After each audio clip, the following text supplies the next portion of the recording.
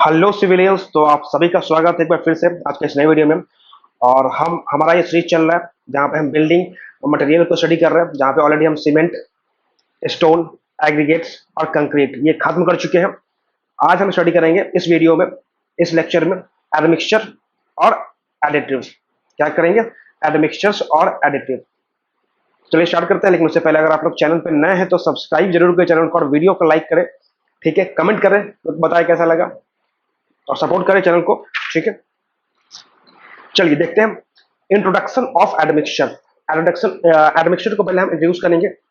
Anything added in concrete other than binding material, fine aggregate, coarse aggregate and water in order to modify their properties are termed as admixture. तो concrete में कुछ भी extra जो हम add करेंगे उसके binding material के अलावा, फाइन एग्रीगेट, कोर्स एग्रीगेट और वाटर के अलावा कुछ भी ऐड करेगा जो उसके प्रॉपर्टीज को कुछ मॉडिफाई करेगा, कुछ चेंज करेगा, उसे हम कह देंगे एडमिक्सचर। क्या बोल देंगे? एडमिक्सचर। और एडमिक्सचर को हम क्लासिफाई कर सकते हैं दो टाइप में। एक हो गया केमिकल एडमिक्सचर, दूसरा हो गया मिनरल एडमिक्सचर, और उसी को बोलेंगे पोजोलाना। क्या बोलेंगे? पोजोलाना। एडमिक्सचर में एक होता है केमिकल एडमिक्सचर और एक होगा जिसको बोलेंगे मिनरल एडमिक्सचर और पोजोलोनिक एडमिक्सचर। अगर हम बात करें केमिकल एडमिक्सचर की तो इसको बोलेंगे, एक इसका भी अलग अलग टाइप होता है। एक होगा plasticizers, super plasticizers, retarders, accelerators, air entraining admixture. तो यहाँ बेसिकली हम 5 तरह के केमिकल एडमिक्सचर पढ़ेंगे। अगर मिनरल एडमिक्सचर की बात करें जो कि पोजोलॉनिक एडमिक्सचर होता है, यहाँ भी एक नेचुरल पोजोलाना होगा जो हमें नेचुरली मिलेगा, एक आर्टिफिशियल पोजोलाना होगा जैसे कि fly ash, ground blast furnace slag, silica fumes, surkhi, rice husk ash. ये सब क्या है? आर्टिफिशियल पोजोलाना है। चलिए स्टार्ट करते हैं केमिकल एडमिक्सचर से। केमिकल एडमिक्सचर जो हमारा पहला एडमिक्सचर है वह क्या है? प्लास्टिसाइजर्स। क्या है? प्लास्टिसाइजर्स। इसको एक और नाम से बोलते हैं वाटर रिड्यूसर्स। वाटर रिड्यूसर्स क्यों बोलते हैं वो देखेंगे आगे। तो it is a mixture of organic and inorganic substances which permit the reduction in water cement ratio at same workability or offers higher workability at same water cement ratio। तो plasticisers को बोलते हैं वाटर रिड्यूसर्स। बेसिकली ये है क्या plasticisers? तो ये एक मिक्सचर है ऑर्गेनिक और इनऑर्गेनिक सब्सटेंसेस का जो परमिट करेगा वाटर सीमेंट रेशियो को हम कर सकते हैं, मतलब कम करने का, मतलब वाटर सीमेंट रेशियो को हम कम कर पाएंगे एट द सेम और वर्कबिलिटी, मतलब बिना वर्केबिलिटी को डिस्टर्ब किए हुए। अगर हम ये एडमिक्सचर मिला देंगे कंक्रीट में तो वर्केबिलिटी सेम रहेगा, वाटर सीमेंट रेशियो कम हो गया। तो वाटर सीमेंट रेशियो कम हो गया तो क्या हुआ? इसका स्ट्रेंथ बढ़ जाता है। हम पढ़ चुके हैं पहले वाटर सीमेंट रेशियो और स्ट्रेंथ के बीच का रिलेशन। ठीक है, या सेम वाटर सीमेंट रेशियो पे क्या कर सकता है? वर्केबिलिटी ज्यादा ऑफर कर सकता है। तो दोनों ही रोल प्ले कर सकता है, इसलिए इसको बोलते हैं वाटर रिड्यूसर्स। ठीक है, in either of the case it provides high strength concrete और हाईली वर्केबल केस। तो दोनों केस में आपको प्रोवाइड करेगा high strength concrete, water cement ratio कम होगा मतलब ज्यादा स्ट्रेंथ मिल जाएगा। सेकेंड केस में सेम वाटर सीमेंट रेशियो पे अगर वर्केबिलिटी ज्यादा प्रोवाइड कर दिया तो हमें ज्यादा वर्केबल कंक्रीट मिल गया। तो ज्यादा वर्केबल होगा तो हमें थोड़ा सा वहां से उसको जो मैन्युफैक्चरिंग कॉस्ट होगा, ट्रांसपोर्टेशन कॉस्ट होगा, वहां पे कम हो जाएगा। तो इस तरीके से प्लास्टिसाइजर्स हमें प्रॉफिट पहुंचाएगा।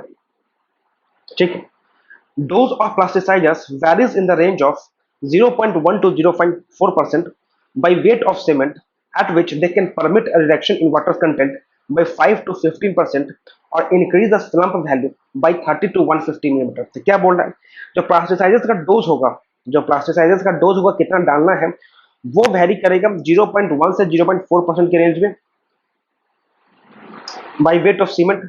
ठीक है, तो इतना सीमेंट का, इतना वेट का, इतना परसेंट अगर हम डालेंगे तो इससे क्या होगा? वाटर कंटेंट 5 से 15% तक डिक्रीज हो सकता है, या स्लम्प वैल्यू उसका जो वर्केबिलिटी है 30 से 150 मिलीमीटर तक बढ़ सकता है। कॉमन यूज्ड प्लास्टिसाइजर्स, कुछ प्लास्टिसाइजर्स का नाम यहाँ पे लिखा हुआ है, उसको याद कर लीजिएगा। लिग्नोसल्फेट, पॉलीग्लाइकोल एस्टर्स, कार्बोहाइड्रेट्स, हाइड्रोक्सीलेटेड कार्बोक्सिलिक एसिड। तो 4 बेसिक प्लास्टिसाइजर्स है जो यूज होता है। ठीक है, एक्शन ऑफ प्लास्टिसाइजर्स, इसके एक्शन के बारे में बात करें तो क्या क्या इन्वॉल्व होता है? डिस्पर्सन। ठीक है, एक तो डिस्पर्सन करेगा, दूसरा, retarding effect. Many research explains the working of plasticizers as follow. तो बहुत सारा रिसर्च है जो एक्सप्लेन करता है कि प्लास्टिसाइजर्स काम कैसे करता है। Reduction in surface tension of water, water का सरफेस टेंशन कम हो जाएगा, ये कहा गया कुछ रिसर्च में। Induced electrostatic repulsion between particles, particles के बीच में इलेक्ट्रोस्टैटिक रिपल्सन बढ़ जाएगा, इंड्यूस हो जाएगा, कुछ रिसर्च में ये सामने आया। Lubricating film between particles, particle के बीच में एक लुब्रिकेटिंग फिल्म इंट्रोड्यूस कर देगा। Dispersion of cement grains releasing water and air trapped between the particles, तो पार्टिकल के बीच में जो वाटर और एयर ट्रैप्ड है उसको रिलीज करके ये वर्केबिलिटी को इंप्रूव करेगा। Inhibition of surface hydration reaction, inhibition of surface hydration reaction, ठीक है, उसको इनहिबिट कर देगा। Change in the morphology of the hydration product, change in the morphology of hydration product, ठीक है, जो हाइड्रेशन प्रोडक्ट फॉर्म होगा उसके मॉर्फोलॉजी को चेंज करेगा। Induced steric hindrance preventing particles to particle contact, एक स्टेरिक हिंड्रेस क्रिएट करेगा जिससे particle to particle contact prevent हो जाएगा। they find their application either when they find their application either where high strength concrete is required or high workable concrete is required। तो इसका application कहाँ पे होगा, जहां पे हमें हाई स्ट्रेंथ कंक्रीट की रिक्वायरमेंट होगी या हाई वर्केबल कंक्रीट का रिक्वायरमेंट होगा, वहां पे इसका रिक्वायरमेंट होगा, जैसे कि ट्रीमी कंक्रीटिंग हम करते हैं वहां पे। How plasticisers modified the workability of concrete, यहाँ पे क्वेश्चन पूछा जा रहा है कि जो प्लास्टिसाइजर्स है वो कंक्रीट के वर्केबिलिटी को कैसे मॉडिफाई करता है। तो plasticizers act as a deflocculating agent, जो प्लास्टिसाइजर्स है वो करेगा डीफ्लोक्यूलेटिंग एजेंट के रूप में। Hence get absorb of the cement, तो सीमेंट के ऊपर क्या होगा, एब्जॉर्ब हो जाएगा सीमेंट पार्टिकल्स के ऊपर। Carry out the repulsion between them, और इससे क्या होगा, रिपल्सन स्टार्ट हो जाएगा। Thereby making some of the entrapped water free from voids, जैसे ही रिपल्सन होगा तो उस वाइड में जो वाटर मॉलिक्यूल्स इंट्रैप होंगे वो बाहर निकल जाएंगे। Which participates in the hydration process, और जो पार्टिसिपेट करेंगे हाइड्रेशन प्रोसेस में, and improve the workability of concrete. तो समझ में आ गया, ये क्या करेगा, एक डीफ्लोक्यूलेटिंग एजेंट की तरह काम करेगा, सीमेंट पार्टिकल पे जाके एब्जॉर्ब होगा, उसके बाद रिपल्सन स्टार्ट होगा, रिपल्सन जैसे ही पार्टिकल रिपेल करेंगे तो जो उनके वाइड में पानी फंसा होगा, इंट्रैप्ड वाटर होगा, वो बाहर निकल के फिर हाइड्रेशन प्रोसेस में वो भी इन्वॉल्व हो जाएगा। तो जैसे ही इन्वॉल्व होगा तो क्या होगा, जो उसका लुब्रिकेशन प्रॉपर्टी है वो इंप्रूव हो जाएगा और वर्केबिलिटी हो बढ़ जाएगा। यहाँ पे दिया हुआ है आपका, ये सीमेंट पार्टिकल है, यहाँ पे इंट्रैप्ड वाटर है, layer of plasticisers around cement particle layer चढ़ गया, ये रिपेल करेगा एक दूसरे को। यहाँ पे देखे रिपेल किया, ये जगह खाली हुआ तो पानी निकल जाएगा बाहर, ठीक। नेक्स्ट जो हमारा केमिकल एडमिक्सचर है वो क्या है, सुपर प्लास्टिसाइजर। क्या है, super plasticizer. Super plasticizers are same as that of plasticizers, जो सुपर प्लास्टिसाइजर्स होता है ये प्लास्टिसाइजर्स की तरह ही होता है in terms of their action के टर्म में, but are chemically different from plasticizers, लेकिन थोड़ा केमिकली थोड़ा डिफरेंट हो जाता है, ठीक है।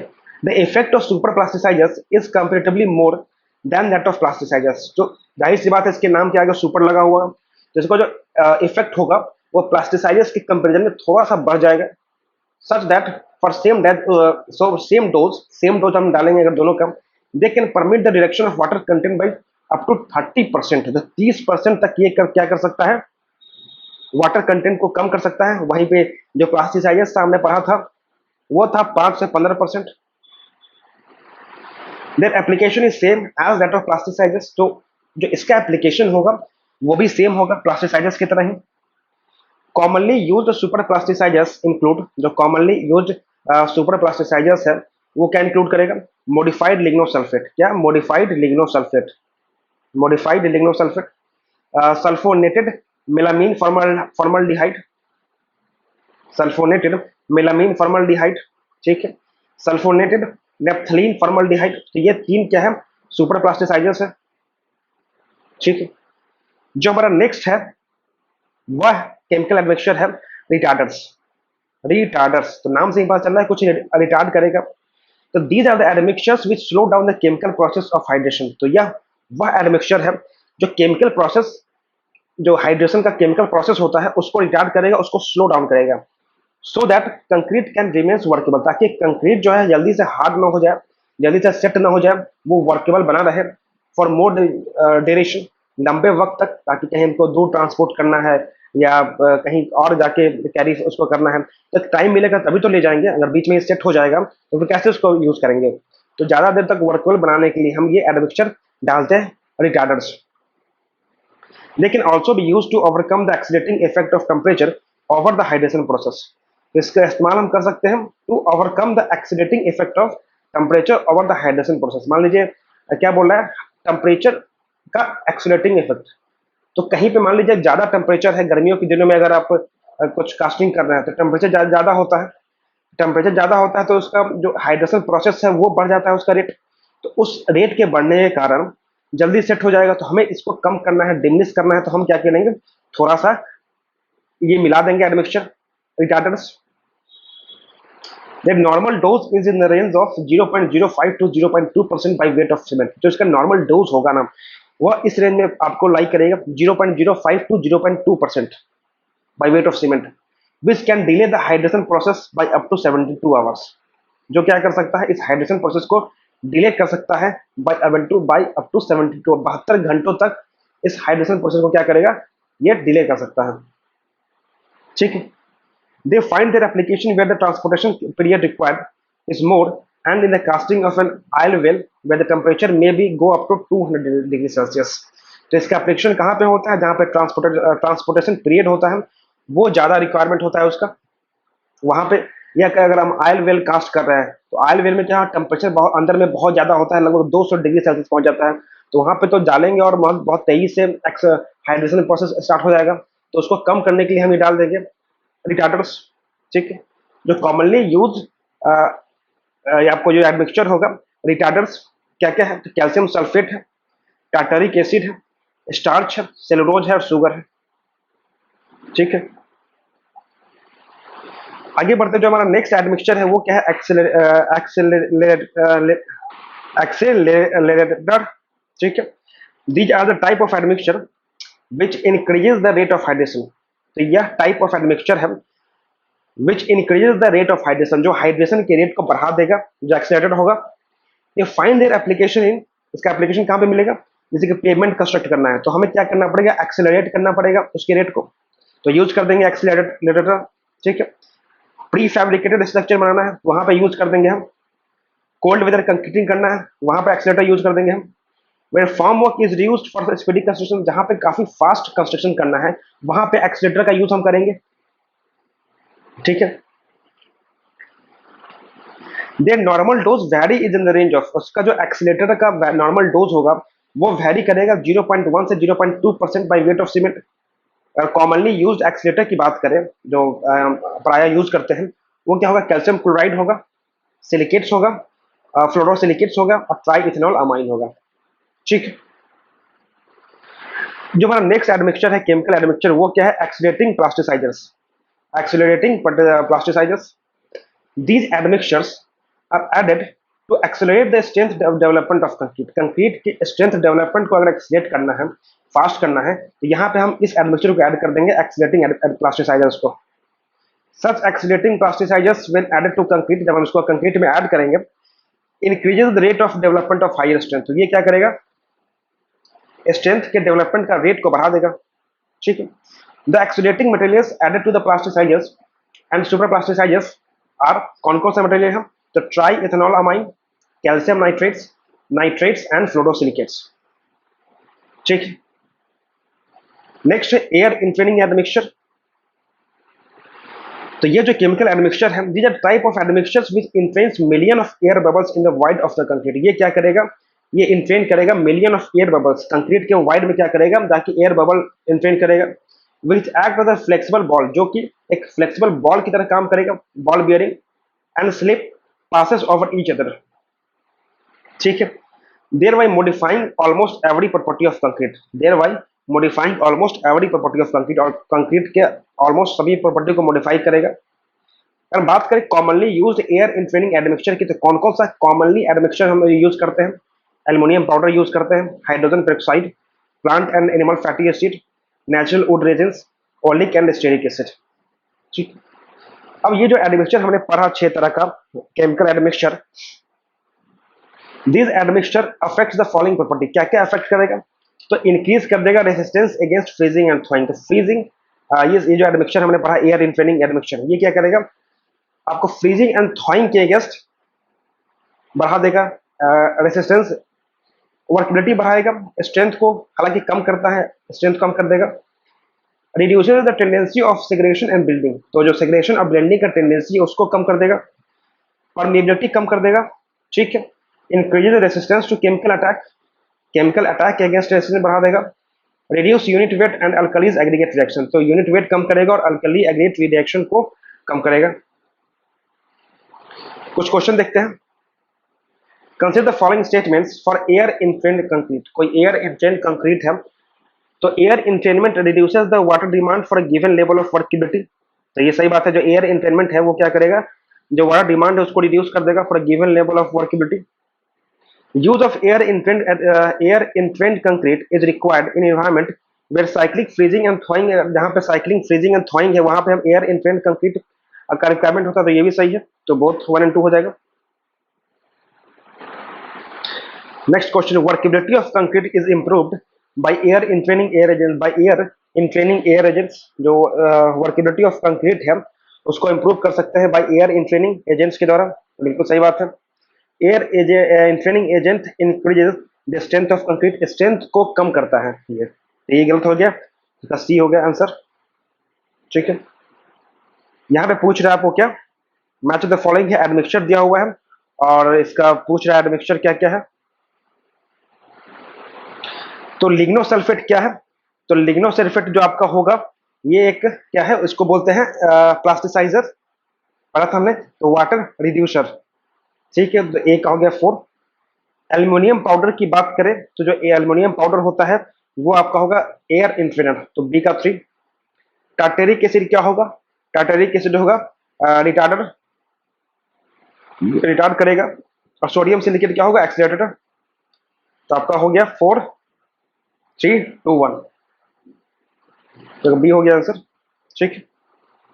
यहाँ पे है ऑलरेडी हम देख चुके हैं ये सब। Consider the following statements, entrainment in air, entrainment of air in concrete is done so as to, क्यों किया जाता है, तो वर्किबिलिटी बढ़ता है, बिल्कुल वर्किबिलिटी बढ़ता है, स्ट्रेंथ बढ़ता है, नहीं स्ट्रेंथ नहीं बढ़ता है तो स्ट्रेंथ घट जाएगा, ठीक है। Increases the resistance to freezing और थॉइंग, तो ये सही है, तो 1 and 3 हो जाएगा आंसर इसका, देख चुके ऑलरेडी ये सब। अब हम देखेंगे मिनरल एडमिक्सचर और पोजोलानिक मटेरियल, क्या देखेंगे, मिनरल एडमिक्सचर और पोजोलानिक मटेरियल, तो pozzolanic material are essentially siliceous and aluminous compound, ये क्या होता है बेसिकली, सिलिशियस और एल्यूमिनस कंपाउंड होता है, which in itself does not possess any binding property, जिसके पास अपना खुद का कोई बाइंडिंग प्रॉपर्टी नहीं होगा, but when finally ground react with, finally ground जिसको बराबर से इसको कूट देंगे स्मॉलर पार्टिकल्स में इसको ब्रेक डाउन करेंगे, और ये जब रिएक्ट करेगा लाइम के साथ तो ये रिलीज करेगा ड्यूरिंग द जो लाइम जो रिलीज करता है सीमेंट के हाइड्रेशन के टाइम में, तो ये कुछ कंपाउंड प्रोड्यूस करेगा कंबाइंड होकर जिसके पास बाइंडिंग प्रॉपर्टी होगा, ठीक है। Use of पोजोलानिक admixture in general gives the following property, क्या क्या है, lower heat of hydration, पोजोलानिक admixture use करेंगे तो क्या होगा, हीट ऑफ हाइड्रेशन कम हो जाएगा, लोअर थर्मल श्रिंकेज कम हो जाएगा, अल्कली एग्रीगेट रिएक्शन कम हो जाएगा, वर्किबिलिटी इंप्रूव हो जाएगा, कॉस्ट कम हो जाएगा, इंप्रूव एक्सटेंसिबिलिटी हो जाएगा, लोअर सस्केपिबिलिटी टू लीचिंग हो जाएगा, लीचिंग कम करेगा, improve resistance against sulphur attack, सब कुछ अच्छा हो जाएगा, ठीक है। पोजोलानास आर फर्दर क्लासिफाइड इनटू, एक होता है नेचुरल पोजोलाना, एक होता है आर्टिफिशियल पोजोलाना, ठीक है। अब हम थोड़ा स्टडी करते हैं वाटर के बारे में, जो वाटर ऐड करेंगे हम कंक्रीट में, तो water is added to concrete to in order to undergo hydration with the binding material, तो जो हाइड्रेशन रिएक्शन होता है तो वाटर ऐड करना पड़ेगा, जो अल्टीमेटली इंपार्ट करेगा डिजायरेबल प्रॉपर्टीज इन इट, ठीक। Quantity of water required to be added, जो क्वांटिटी ऑफ वाटर रिक्वायर्ड होगा जो हम ऐड करेंगे कंक्रीट में, इज केयरफुली रेगुलेटेड, उसको बहुत केयरफुली इसको रेगुलेट करना पड़ेगा, देखना पड़ेगा, as if water added is less than the required, अगर रिक्वायर्ड से कम पानी हम डाल दिया तो क्या होगा, एक पुअर कंक्रीट फॉर्म करेगा, इसके पास ना ही स्ट्रेंथ बनेगा ना ही वर्किबिलिटी अच्छा होगा। अगर वाटर जो हम ऐड करेंगे ज्यादा डाल दिया तो स्ट्रेंथ कम कर देगा, ठीक है। This excess water vaporizes and leaves behind air voids, strength कम कैसे करेगा कि जो एक्सेस वाटर जब वेपराइज करेगा तो अब वेपराइज करने के बाद एयर वाइड्स को लीव कर देगा, छोड़ देगा, तो उससे आपका कम हो गया। This excess water seeps through the form work, ये एक्सेस वाटर है ये क्या करेगा, सिप करेगा फॉर्म वर्क के through, resulting in honey combed structure, और हनी कॉम्ड स्ट्रक्चर ये बना देगा, ठीक है। And this excess water cement के साथ क्या होगा, सरफेस पे आ जाएगा जिसे हम ब्लीडिंग कहते हैं, और एक लेयर बनाएगा जिसे बोलेंगे लैटेंस, और ये भी दो सक्सेसिव लिफ्ट के बीच में जो स्ट्रेंथ कम कर देगा।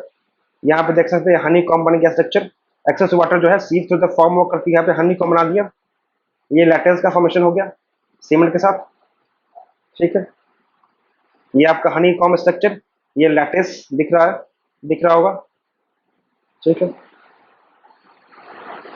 If impure water is use for the preparation of concrete, concrete बनाने में अगर हम इम्प्योर वाटर का इस्तेमाल करेंगे, concrete difference in setting between concrete prepared from impure and pure water must be not be, तो जो डिफरेंस होगा तो उसमें जो सेटिंग टाइम में जो डिफरेंस आएगा इम्प्योर वाटर और प्योर वाटर के केस में must not be greater than +-30 minute, तो +-30 मिनट ज्यादा नहीं होना चाहिए। The difference in strength must not be greater than +-10%, और जो स्ट्रेंथ में डिफरेंस आना चाहिए वो 10% से ज्यादा नहीं आना चाहिए, ठीक है। If sea water is use in case fresh water is not available, मान लीजिए फ्रेश वाटर अवेलेबल नहीं है और वहां पे हम सी वाटर इस्तेमाल कर रहे हैं, it reduces the strength by 10 to 20%, तो ये जो स्ट्रेंथ है वो कम कर देगा 10 से 20% से, ठीक है। Accelerate the setting time slightly and increases the tendency of corrosion in it, तो क्या करेगा, सेटिंग टाइम को एक्सेलरेट कर देगा स्लाइटली, और जो कोरोजन का टेंडेंसी है उसको बढ़ा देगा, ठीक है।